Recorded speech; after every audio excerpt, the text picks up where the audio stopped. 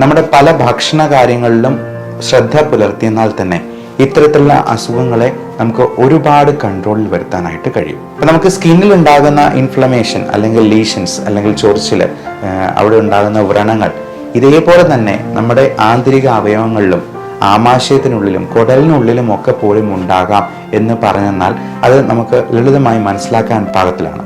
നമ്മൾ ഡെയിലി കഴിക്കുന്നതാണ് അരി, ഗോതമ്പ്, പാല്, ചിലപ്പോൾ മുട്ട, മീറ്റ് ഐറ്റംസ്, പ്രോട്ടീൻ ഐറ്റംസ്, പയറുവർഗ്ഗത്തിൽപ്പെടുന്നത് തുടങ്ങിയ സാധനങ്ങൾക്കൊക്കെ ചിലപ്പോൾ നമുക്ക് അലർജി ഉണ്ടാവാം.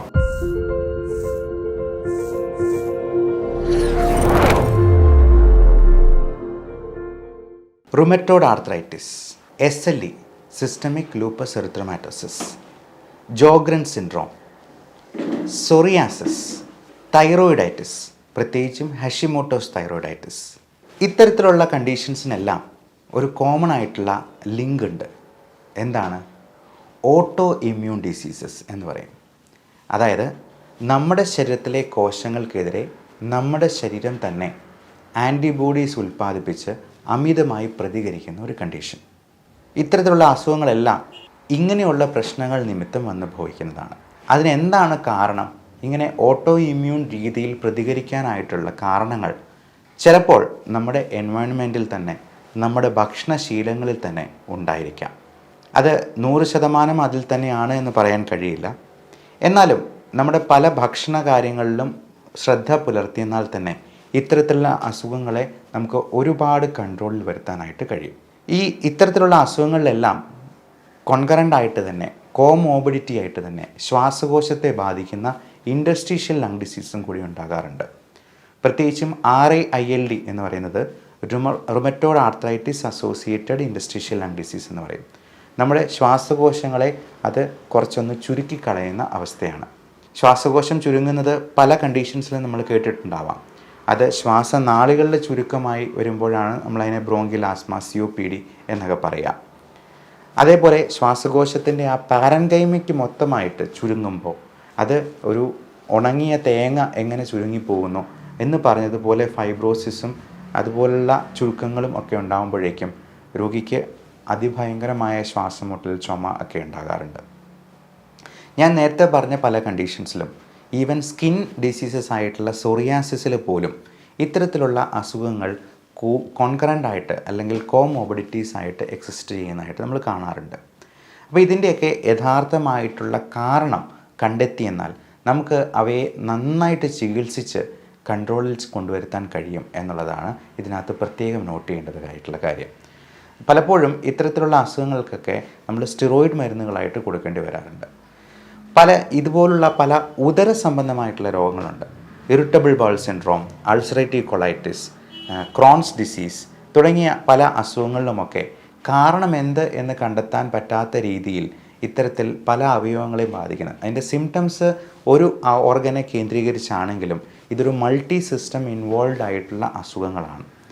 അപ്പോൾ നമുക്ക് സ്കിന്നിൽ ഉണ്ടാകുന്ന ഇൻഫ്ലമേഷൻ അല്ലെങ്കിൽ ലീഷൻസ് അല്ലെങ്കിൽ ചൊറിച്ചിൽ, അവിടെ ഉണ്ടാകുന്ന വ്രണങ്ങൾ, ഇതേപോലെ തന്നെ നമ്മുടെ ആന്തരിക അവയവങ്ങളിലും ആമാശയത്തിനുള്ളിലും കുടലിനുള്ളിലും ഒക്കെ പോലും ഉണ്ടാകാം എന്ന് പറഞ്ഞെന്നാൽ അത് നമുക്ക് ലളിതമായി മനസ്സിലാക്കാൻ പാകത്തിലാണ്. എൻഡോസ്കോപ്പി ചെയ്ത അൾസറേറ്റീവ് കൊളൈറ്റിസ് ഉള്ള ഒരു പേഷ്യൻറ്റിൻ്റെ ആ ഒരു പിക്ചർ തന്നെ നമ്മുടെ മനസ്സിലോട്ട് വന്നു കഴിഞ്ഞാൽ അത് നമുക്ക് കൃത്യമായിട്ട് മനസ്സിലാക്കി തരും. നമ്മുടെ സ്കിന്നിൽ സൊറിയാസിസ് വരുമ്പോൾ എങ്ങനെ പൊട്ടലും അൾസേഴ്സും ഉണ്ടാക്കുന്നു എന്ന് പറഞ്ഞതുപോലെ കുടലുകളിലും ഇതുണ്ടാക്കുന്നു. ഇതുപോലെ ഹഷിമോട്ടോസ് തൈറോയിഡൈറ്റിസ് എന്ന് പറയുന്ന ഓട്ടോ ഇമ്മ്യൂൺ കണ്ടീഷൻസിൽ തൈറോയിഡിൻ്റെ ആൻറ്റിബോഡീസ് വളരെ കൂടുതലായിട്ടിരിക്കുന്നതുകൊണ്ട് അപ്പോൾ പലപ്പോഴും ഈ ആൻറ്റിബോഡീസിൻ്റെ മാത്രം അസന്തുലിതാവസ്ഥയിൽ മാത്രമല്ല നമ്മൾ ഈ ഡയഗ്നോസ് നടത്തുക. ഇപ്പോൾ റുമറ്റോയ്ഡ് ആർത്രൈറ്റിസ് RA ഫാക്ടർ എന്ന് പറയുന്ന ടെസ്റ്റ് എല്ലായിടത്തും നമ്മൾ ചെയ്ത് നോക്കാറുണ്ട്. അതുപോലെ ANA profile, anti neutrophilic antibodies, നമ്മുടെ ശരീരത്തിനെതിരെയുള്ള നമ്മുടെ ആൻറ്റിബോഡീസിനെ നമ്മൾ തുലനം ചെയ്യുന്ന ടെസ്റ്റ്, ഇതൊക്കെ ഇതിൻ്റെ സൂചനകളാണ്. എന്നാൽ RA ഫാക്ടർ നെഗറ്റീവായിട്ടുള്ള റുമറ്റോയ്ഡ് ആർത്രൈറ്റിസ് പോലും നമ്മൾ ക്ലിനിക്കൽ സിംറ്റംസിൻ്റെ ബേസിസിൽ ഡയഗ്നോസ് ചെയ്യാറുണ്ട്. അപ്പോൾ ഇതിൻ്റെയൊക്കെ കാരണങ്ങൾ എന്താണ് എന്നുള്ളതാണ് നമ്മൾ പരിശോധിക്കേണ്ടത്. പലപ്പോഴും നമ്മൾ കഴിക്കുന്ന പല ഭക്ഷണത്തിലും നമുക്ക് പറ്റാത്ത പലത് ഉൾപ്പെടുന്നുണ്ടാവാം. നമ്മൾ ഡെയിലി കഴിക്കുന്നതാണ് അരി, ഗോതമ്പ്, പാല്, ചിലപ്പോൾ മുട്ട, മീറ്റ് ഐറ്റംസ്, പ്രോട്ടീൻ ഐറ്റംസ്, പയറുവർഗ്ഗത്തിൽപ്പെടുന്നത് തുടങ്ങിയ സാധനങ്ങൾക്കൊക്കെ ചിലപ്പോൾ നമുക്ക് അലർജി ഉണ്ടാവാം. അതുപോലെ ഈസ്റ്റ് എന്ന് പറയുന്ന സംഗതികൾക്ക് ഒത്തിരി പേർക്ക് അലർജിയുണ്ട്. അതേപോലെ തന്നെയാണ് നമ്മുടെ ചുറ്റുമുള്ള എൻവയൺമെൻറ്റൽ ട്രിഗറിങ് ഫാക്ടേഴ്സ്, പലതരത്തിലുള്ള പൂപ്പലുകൾ, ഫംഗസ് തന്നെ 5-6 ടൈപ്പ് ഉണ്ട്. അതുപോലെ പൊടിച്ചെള്ളുകൾ, ഡസ്റ്റ് മൈറ്റ്സ് എന്ന് പറയും. അപ്പോൾ അത് നമ്മുടെ ശരീരത്തിലെ കോശങ്ങളെ തിന്ന് ജീവിക്കുന്ന ചില സൂക്ഷ്മാണുക്കളാണ് ഇതിൻ്റെ വിസർജ്യം. അതേപോലെ പാറ്റ, കൊതുക് പോലുള്ള പ്രാണികളുടെയും വിസർജ്യം നമുക്ക് പലർക്കും അലർജി ഉണ്ടാക്കാം, ഇൻടോളറൻസ് ഉണ്ടാക്കാം. ആ ഒരു ഹൈപ്പർ സെൻസിറ്റിവിറ്റി റിയാക്ഷനിൽ തന്നെ ഇത്തരത്തിലുള്ള ഓട്ടോ ഇമ്മ്യൂൺ ഡിസീസസും ഉണ്ടാക്കാം. അപ്പോൾ നമ്മുടെ ശരീരം അമിതമായി പ്രതികരിക്കുന്നത് കൊണ്ടുണ്ടാകുന്ന ട്രിഗറിങ് ഫാക്ടേഴ്സ് ഇത്തരത്തിലുള്ള അസുഖങ്ങളിലേക്ക് നയിക്കാൻ സാധ്യതയുണ്ട്. ഇത് എന്തിനോടാണ് നമ്മുടെ ശരീരത്തിന് അലർജി ഉള്ളത് എന്ന് കണ്ടുപിടിക്കാനായിട്ടുള്ള ടെസ്റ്റാണ് സ്കിൻ പ്രിക്ക് ടെസ്റ്റ്. നമ്മുടെ സ്കിന്നിൽ തന്നെ കോളം വരച്ച് ഓരോന്നിൻ്റെയും റിയാക്ഷൻ കൃത്യമായി മെഷർ ചെയ്യുകയും അതിൽ നമുക്ക് ഒഴിവാക്കാൻ പറ്റാത്ത, നമ്മൾ കണ്ണിൽപ്പെടാത്ത പല കാര്യങ്ങളുണ്ടാവാം. പൂപ്പല ഒരു ഉദാഹരണമാണ്. പൊടിച്ചെള്ളുകൾ, പലതരത്തിലുള്ള ഭക്ഷണ സാധനങ്ങൾ നമുക്ക് ഒഴിവാക്കാൻ പറ്റാത്തതുപോലെ ചിലപ്പോൾ ഇൻവോൾവ് ആയിരിക്കാം. ഈസ്റ്റ് ഒരു നല്ല ഉദാഹരണമാണ്. തേങ്ങ നല്ലൊരു ഉദാഹരണമാണ്. അപ്പോൾ ഇത്തരത്തിലുള്ള കാര്യങ്ങൾക്ക് നമ്മൾ പലപ്പോഴും ഇമ്മ്യൂണോതെറാപ്പി എന്ന ഒരു ട്രീറ്റ്മെൻറ്റിലോട്ട് നീങ്ങേണ്ടതായിട്ട് വരും. അത് തുള്ളിമരുന്നായി നമ്മുടെ ശരീരത്തിൽ എന്ത് അലർജൻസ് ആണോ കുഴപ്പമുണ്ടാക്കുന്നത് അതിനെതിരെയുള്ള ആൻറ്റിബോഡീസ് നമ്മൾ ആഴ്ചയിൽ 2 ദിവസം വീതം അത് പതുക്കെ ഡോസ് കൂട്ടിക്കൊണ്ടുവന്ന് 6 മാസത്തേക്ക് ഈ തുള്ളിമരുന്ന് തന്ന് ഇത് പൂർണ്ണമായിട്ടും മാറ്റിക്കളയുന്ന ഏറ്റവും ന്യൂവസ്റ്റ് അഡ്വാൻസ്മെൻറ്റ് എന്ന് പറയുന്ന ചികിത്സാ രീതിയാണ്. പണ്ടൊക്കെ അത് വിദേശ രാജ്യങ്ങളിൽ മാത്രമേ ഉണ്ടായിരുന്നുള്ളൂ. ഇന്ന് നമ്മുടെ നാട്ടിലും അത് അവൈലബിൾ ആണ്. ഇതിനോടനുബന്ധമായിട്ട് നമ്മൾ ചിലപ്പോൾ ഇമ്മ്യൂൺ സപ്രസൻറ്റ് ഡ്രഗ്സും കൊടുക്കേണ്ടതായിട്ട് വരും. പ്രത്യേകിച്ചും നമുക്കെല്ലാം അറിയാവുന്നതുപോലെ ഹൈഡ്രോക്സി ക്ലോറോക്വിൻ പോലുള്ള മരുന്നുകളൊക്കെ നമ്മൾ കോവിഡിന് പോലും ഈ പറയുന്ന ഒരു ഓട്ടോ ഇമ്മ്യൂൺ സ്ഥിതിവിശേഷം ഉണ്ടാകുന്നുണ്ട് എന്നുള്ളത് കൊണ്ടാണ് ഹൈഡ്രോക്സി ക്ലോറോക്വിനിൻ്റെ തുടക്കത്തിൽ നമ്മൾ ഉപയോഗിച്ചത്. അതുപോലെ സ്റ്റിറോയിഡ് മരുന്നുകൾ പലപ്പോഴും ഇമ്മ്യൂൺ സപ്രസൻ്റ് ആയിട്ട് കൊടുക്കുന്നതാണ്. ഇതെല്ലാം നമ്മൾ കോവിഡിലും ഈ തരത്തിലുള്ള ഓട്ടോ ഇമ്മ്യൂൺ കണ്ടീഷൻസിലുമൊക്കെ നമ്മൾ ചെയ്യാറുണ്ട്.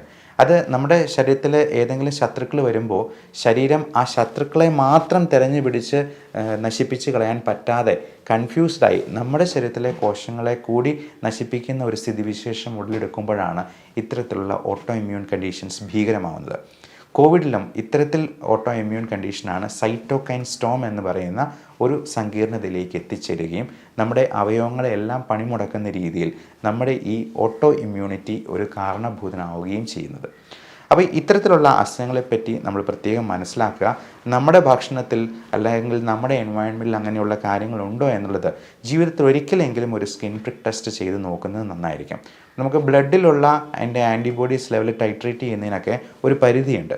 അതേസമയം നമ്മുടെ ഈ അലർജൻസിനെ നമ്മുടെ സ്കിന്നിൽ തന്നെയുള്ള റിയാക്ഷൻ വെച്ചിട്ട് കൃത്യമായി മെഷർ ചെയ്യുന്നത് വളരെ അക്യുറേറ്റ് ആയിട്ട് ഇത് കണ്ടുപിടിക്കാനായിട്ട് നമ്മളെ സഹായിക്കുന്നതാണ്. ഇത്തരത്തിലുള്ള കൂടുതൽ കാര്യങ്ങൾ അറിയണമെന്നുണ്ടെങ്കിൽ താഴെ കാണുന്ന നമ്പറിൽ വാട്സപ്പ് ചെയ്യാവുന്നതാണ്. എല്ലാവരും നല്ല ആരോഗ്യത്തോടെ സുഖമായി സന്തോഷത്തോടെ ജീവിക്കാനായി ആശംസിക്കുന്നു. Love and regards, doctor Bipin Jose, pulmo medical centre, Pala, Kanjirappally and Sultan Bathery.